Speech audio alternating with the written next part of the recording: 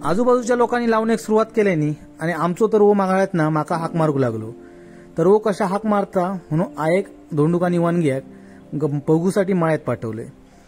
धोंडू आणि गेली आणि तरवो काढूक सुरुवात केल्यानी आये सनसनीत असोच काढलेलो तरवो असो काय मुरगळ होऊन त्याची पेंडी बांधत होती की झपाझप काढून 50-60 पेंडियो तयार केल्यानी आणि ह्यो सगळे पेंडियो एका ट्रेत भरून धोंडूच्या डोक्यावर चढवल्यानी।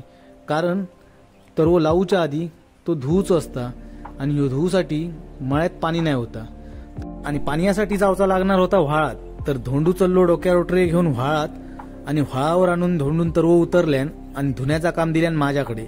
तर 2 साईटीन उलटे सुलटे 2-2 पेंडियो धरून धबाधब धुबकलय आणि त्यांच्या मुळावर असलेली सगळी माती घालून चकचकीत मुळा करून मी पेंडियो तसोच पुन्हा ठेवलंय।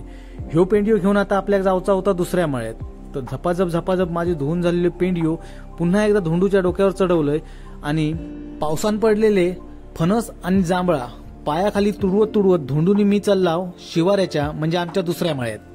जग चंद्रावर गेलो पण आमच्या ह्या मळ्यात जाऊची वाट काय अजून होत नाही आणि त्यामुळे रानावनातनं अशी वाट काढत डोक्यावरना वजा अजून देखील वाहूचा लागता।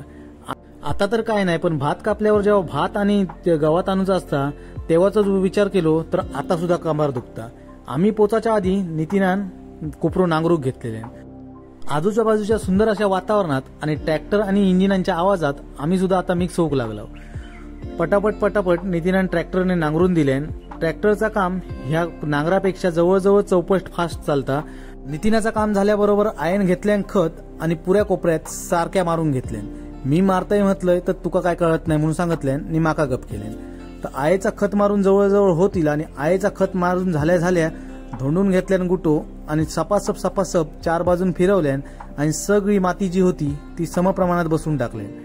धोंडूचा काम होता न होता तोच आयन ट्रे मधले पेंडियो घेतल्यान आणि कोपऱ्यात सगळीकडे टाकून घेतल्यान। माझ्याकडे लक्ष टाकल्याने सांगितल्यान हायता हातातला दांडा बाजूक ठेव आणि पहिलो आधी कामाक लाग।